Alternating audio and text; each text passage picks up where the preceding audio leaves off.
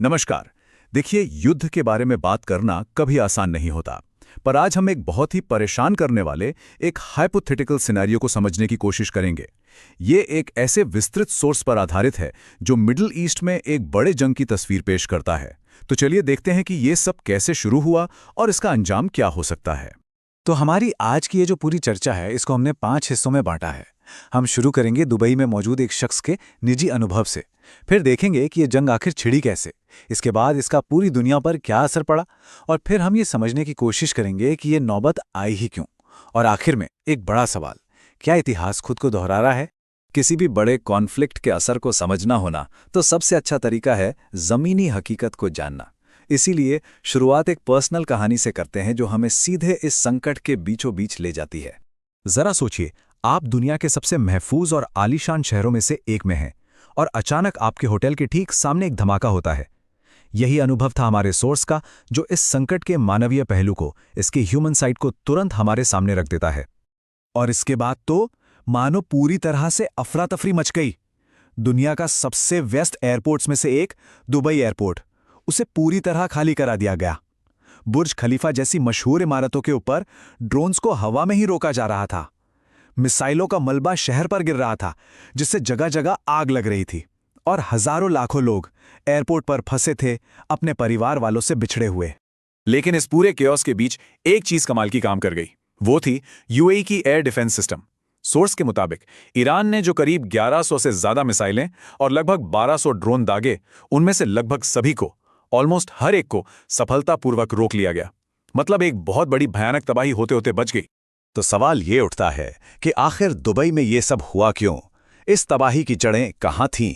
चलिए अब जरा जूम आउट करते हैं और उस बड़ी जियोपॉलिटिकल घटना को देखते हैं जिसने पूरे इलाके को जंग की आग में धकेल दिया। सब कुछ इतनी तेजी से हुआ कि किसी को संभलने का मौका ही नहीं मिला। एक सुबह अमेरिका और इजराइल ने मिलकर ईरान पर हमला बोला। कुछ ही घंटों के अंदर एक हवाई हमले में ईरान के सुप्रीम लीडर मारे गए, और उसी रात ईरान ने पूरे खाड़ी क्षेत्र में ऐसा पलटवार किया जिसकी किसी ने उम्मीद नहीं की थी। और ये कोई मामूली हमला नहीं था, इसका निशाना सीधा ईरान की सत्ता के दिल पर था। इस हमले में न सिर्फ ईरान के सुप्रीम लीडर, बल्कि उनके कई टॉप कमांडर्स और यहां तक कि उनके परिवार के लोग भी मारे गए। एक तरह से ये ईरान की लीडरशिप को जड़ से ही उखाड़ने की कोशिश थी। इसी बात को डोनाल्ड ट्रंप का ये कोट साफ कर देता है। मतलब मकसद बिल्कुल साफ था। ईरान की जो डिसीजन मेकिंग एबिलिटी है, फैसला लेने की जो ताकत है, उसे ही खत्म कर दो। ये सिर्फ एक मिलिट्री स्ट्राइक नहीं, बल्कि एक निर्णायक पॉलिटिकल हमला था। ईरान का पलटवार ये सिर्फ एक जवाब नहीं था, ये एक ऐलान था। उन्होंने न सिर्फ एक दो नहीं, बल्कि 27 अमेरिकी मिलिट्री बेसिस को निशाना बनाया, बल्कि यूएई, कतर, बहरेन और कुवैत जैसे देशों पर भी मिसाइलों की बौछार कर दी। और इसमें सिविलियन और मिलिट्री का कोई फर्क नहीं रखा गया। बहरेन में मौजूद अमेरिकी नेवी के बेस से लेकर दुबई के होटलों तक सब कुछ निशाने पर आ गया। ऐसी जंग की जो आग होती है, वो कभी एक जगह तक सीमित नहीं रहती। उसकी लपटें दूर दूर तक जाती हैं और उनका असर पूरी दुनिया महसूस करती है।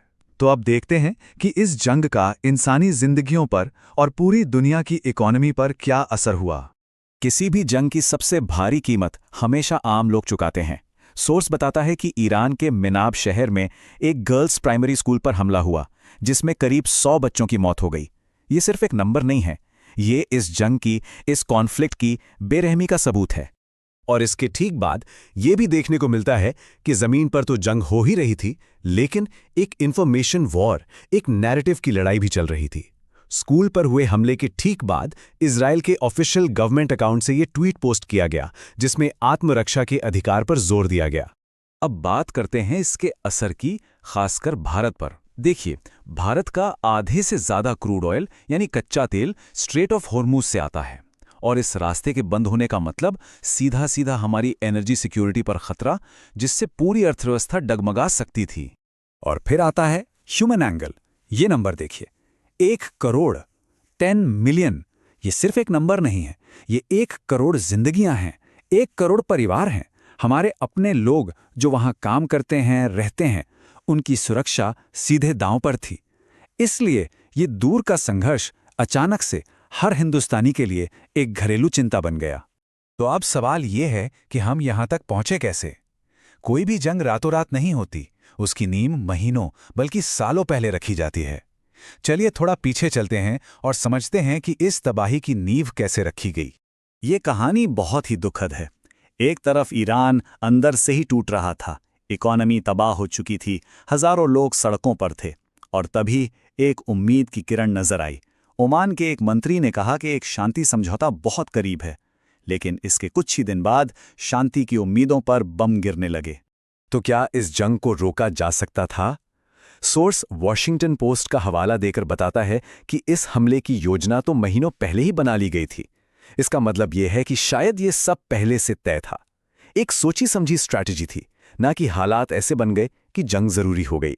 और आखिर में सबसे बड़ा सवाल, क्या इतिहास, हिस्ट्री अपने आप को दोहरा रही है? क्या हम अपनी पुरानी गलतियों से कुछ सीखते हैं या उन्हें बार बार दोहराने के लिए मजबूर हैं? यहाँ जो समानताएं हैं वो काफी परेशान करने वाली हैं। 2003 में इराक पर हमले को एक क्रूर तानाशाह को हटाने और लोकतंत्र लाने के नाम पर जायज ठहराया गया था।